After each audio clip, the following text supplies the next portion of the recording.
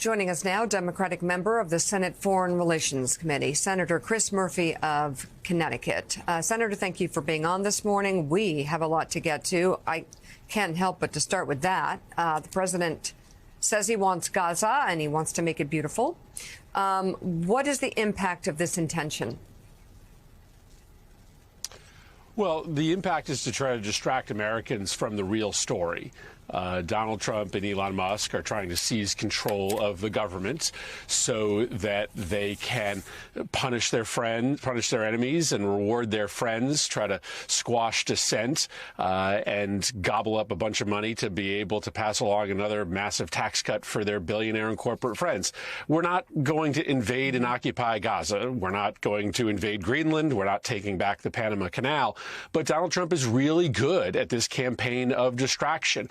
You saw the American people start to rise up over the weekend when they heard that Elon Musk was inside Treasury stealing their data. And Donald Trump doesn't want you or anybody else to talk about that today. He wants to change the conversation. And how does he do that? By making a ridiculous promise that the United States is going to invade, occupy, clear out, and rebuild Gaza, something that not a single Middle East leader will support, something Benjamin Netanyahu doesn't support, something that would lead to decades of war in the Middle East and thousands of Americans being killed. He's not going to do it, but he knows that he can turn the conversation to something that's better for him than the billionaire power grab inside our government that's happening right now. Which we'll talk about now, but I will point out that his comments on Gaza, especially if he continues them, and I do not believe this is the first time he's made these, could impact the fragile ceasefire that's going on right now and could impact the region, could drag America into something it doesn't want to be in.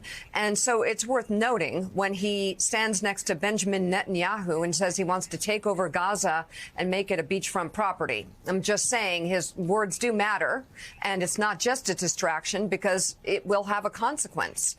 Having said that, I do want to move on to did you want to say something? Well, no, listen, I'm not denying that it has a consequence. It definitely has a consequence. I mean, this is literally bulletin board recruiting material today for our terrorist enemies. Whether or not we ever go into Gaza, the idea that the Americans are coming is going to allow for Hamas and Hamas follow-on organizations to be able to recruit more into their ranks. The idea that we're going to clear Gaza out of Palestinians, that drives young men to extremist groups, to groups that are based around violence. So there's no doubt. I'm not trying to underplay the fact that this has an impact in the Middle East. I'm just sure it's not happening.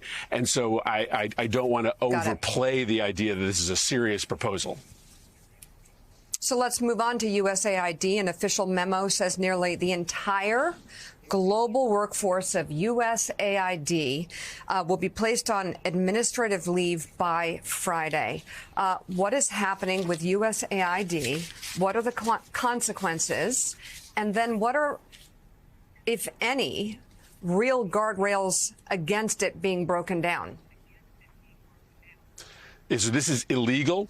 And it is unconstitutional, and it is in violation of the existing court orders that have told Donald Trump to stop the shuttering of U.S. government programs. And so this is a constitutional crisis that is growing. You know, I talked to many of my Republican colleagues yesterday about what I knew to be happening at USAID. Many of us, had heard that this was going to be announced overnight. And, most of them all said, no, that can't be true. You're making too much of this. No, Donald Trump is shutting down the U.S. Aid organization that keeps this country safe. And what's the impact? Okay, the impact is that China and Russia and terrorist groups are cheering today because USAID chases China around the world, trying to dampen their influence. It helps Ukraine fight on the Eastern Front, and it tries to dampen the reasons that people join terrorist groups. We're all searching for why this is happening. Elon Musk has huge business interests in China. He has a financial interest in making China happy. And one of the things that makes China delight is the United States withdrawing from the world, especially USAID, which is a huge thorn in China's side. I just think that is most likely a big part of the story here. So Yeah, so let's do it piece by piece here. I'm curious, what should people who receive this notice to be placed on leave by Friday, what should they do? I mean, there are a lot of people who work for USAID, servants who've been there for decades even, who know that what they do provides food to different corners of the world, or medical supplies, or water. And they know that their jobs provide, like, not being there will stop the ability to get people what they need. And also, obviously, USAID, whether one wants to believe this or not, does perform a national security function as well. So let's leave those threats aside and ask you, what should these people do who received this notice to leave? Yeah, I mean, listen, I am not an employment lawyer, so I'm probably not in the best position to tell them what to do. Obviously, they are being ordered by their superiors to leave, and there seems to also be some threat reported in the papers that if they don't, the U.S. military will gladly escort them out of town. Now, this is going to go to court. The president already has been told that he has illegally shut down U.S. operations, both in USAID and in other agencies. And so clearly there's going to be a fight over the next 24 to 48 hours as to whether the president can this goes do to this. Court. So my hope is that there'll be a court order. Hold on, Senator. Yeah, and while we're waiting for the courts to go through this, what is the ramification? What happens? These people leave their jobs. What are the consequences? Well, the consequences are that people die, babies die. I mean, right now we are involved in Gaza and in Sudan in providing food to malnourished babies. Literally, there will be dead children, hundreds, thousands of them. And China will very quickly jump into the void. Remember, we're in a contest with China as to who owns the piping of the international economy for the next 50 years.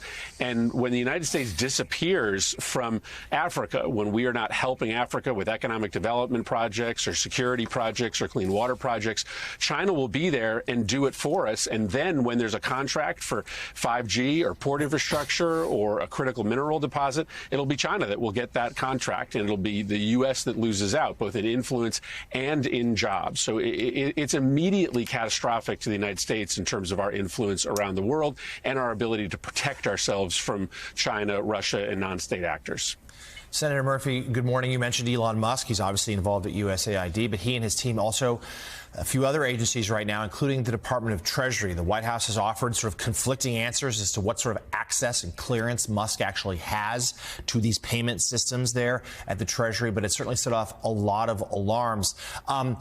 Talk to us about what can be done here legally, politically. What can Democrats at this moment do to raise the concerns, to try to block whatever Musk is attempting to do there at some of our, frankly, most sensitive sites, some of our nation's deepest important secrets?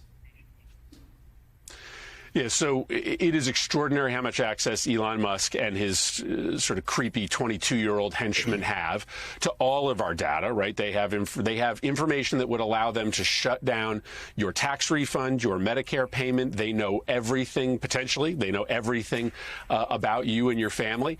And the reality is that this could get dystopian very quickly, that if you were to start speaking ill of Elon Musk on social media, Elon Musk might be able to stop or delay your tax refund or your mom's Social Security benefit, in part because we have no window into what's happening inside the Department of Treasury right now. We were there last night on the steps of the Treasury Department asking to get in and meet with people to find out what the extent of the damage was. We thought there would be a couple hundred people with us. There were, I think, over 1,000, perhaps 2,000 people. The American people are rising up right now, putting pressure on legislators, including Republicans, to step in and do something about this.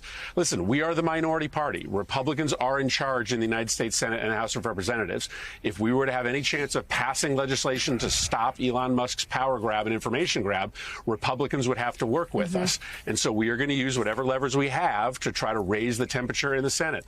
I am not voting for a single nominee. I'm not expediting a single nominee until Republicans join us to stop this power grab. We will go to the courts on what's happening in the Department of Treasury. We will hold rallies this weekend to make sure that Republicans know know that they're going to pay a political price. We will use every tool at our disposal to try to get this crisis fixed, but we ultimately need Republicans who are in charge to take this seriously. Right.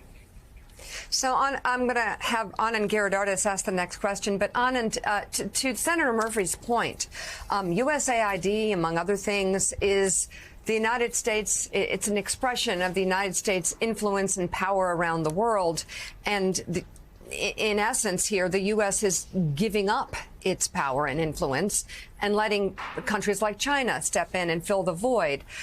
In terms of President Trump's best interest in mind, why would the president want to give up being influential and being powerful? What would be the reason? Because the only thing that he seems more interested in at this moment, which threads through so many of his policies, is dehumanization. What threads through his policies in Gaza, in policies attacking USAID, which, as the senator said, feeds babies, and going after immigrants and birthright citizenship and various other things. He is part of a long tradition of authoritarian leaders who need to dehumanize some in order to create in-group solidarity among their own tribe of voters, and there's no limit. Senator Murphy, it's good to see you. I wanted to ask you, you and I have had an ongoing conversation that I will say over the last several years that is different from conversations I've had with anybody else who's elected, because you've been doing some deeper under the present level thinking about the future of the Democratic Party. And I would say among people who are elected, your thinking about it has been clearer and starker and more honest. You are a team player in the arena, but you're also an internal critic of your own party.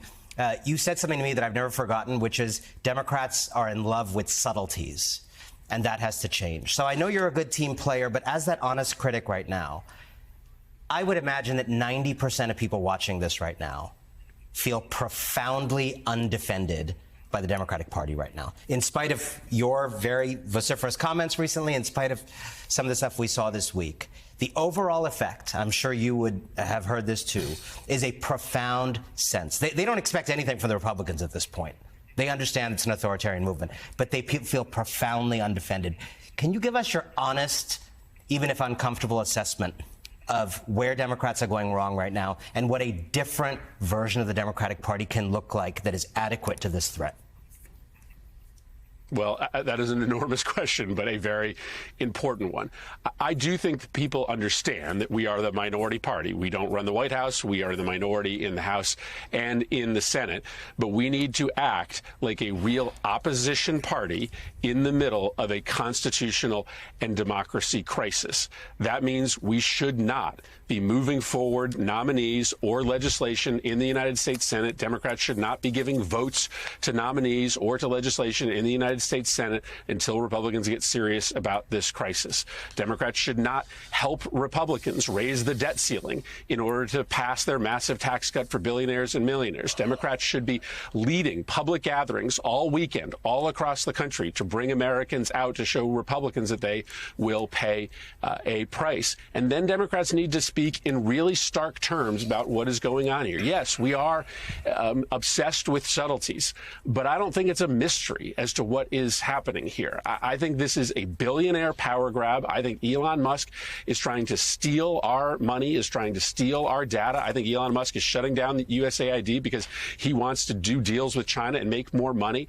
And I know that there are some in the Democratic Party that, don't like jumping to conclusions, that there are some in the Democratic Party that don't like to call out specific billionaires for what they are doing to all of us. But this is a moment in which we've got to engage in very simple and strong terms about what is happening, side by side with being a true opposition party in the Senate, using our tools to make life difficult for complicit Republicans, and then going out there and leading a public engagement, which is, I think, the next step that we have to do. Don't just fight on the inside, go fight on the outside. So all of those things are vital. I don't know that all of my Democratic colleagues were there a week ago. I'm hoping that they are going to get there this week. I think many of them are.